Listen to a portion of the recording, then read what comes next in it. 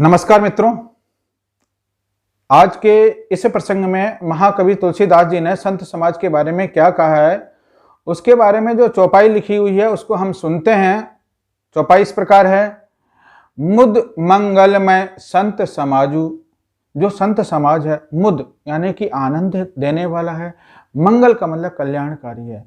मुद मंगलमय संत समाजू, यह संत समाज है, ये आनंद देने वाला है, आनंददायक है, कल्याणदायक है। मुद मंगलमय संत समाजू, जो इस जगत में जंगम चलता फिरता, जो जग जंगम चलता फिरता तीर्थ राजू। ये जो संत समाज है, ये इस जगत में चलता फिरता तीर्थराज यानी कि प्रयागराज ही है।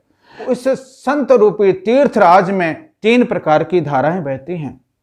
भक्ति की धारा, ज्ञान की धारा और कर्म की धारा। इन हम तीनों धाराओं को देखते हैं। राम भक्ति जहां सुरसरी धारा, सुरसरी का मतलब होता है गंगा नदी।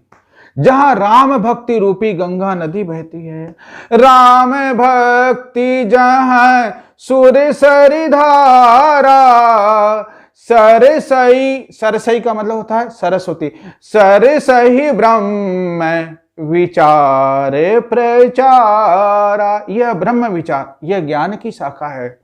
राम भक्ति जहां सुरसरी धारा, सरसहि ब्रह्म विचार प्रचारा। अब देखते हैं तीसरी कर्म की शाखा कौन सी है। विधि निषेध में, विधि का मतलब होता है यह करने योग्य है, निषेध का मतलब यह करने योग्य नहीं है। विधि निषेध में कलिमल हरणी, कर्म कथा, यह कर्म कथा है।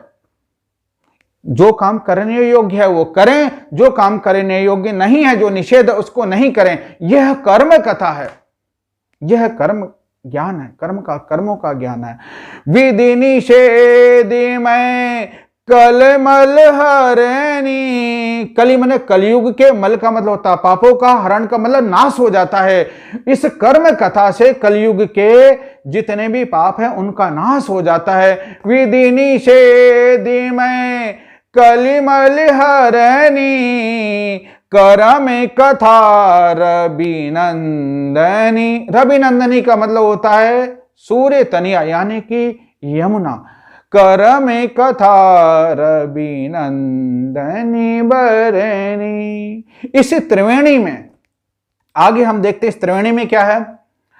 हरि हर कथा, हरि की कथा, और हर मतलब शिव जी की कथा। हरि हर कथा विराजत बेनी। इस बेनी में, इस त्रिवेणी में हरि की कथा भी है और हरि की भी कथा है। इस संत समाज रूपी त्रिवेणी में राम की भी कथा है, शिव जी की भी कथा है। हरि हर कथा विराजत बेनी, सुनत, सुनते ही, सकल, सकल मतलब सभी प्रकार के, मुद, मुद मैंने आनंद, मंगल मैंने कल्याण, देने का मतलब देने वाली होती है। सुनत सकल मुद मंगल देनी। ऐसे हमारे संत समाज हैं। इस भारतवर्ष में इन्हीं संत समाज की ऐसी ही भूमिका रही है जिससे हमारा भारतवर्ष चरमोत्कर्ष पर पहुंचा है, और यह भूमिका अपेक्षित भी है। सियावर रामचंद्र की जय। फिर मिलते हैं मित्रों।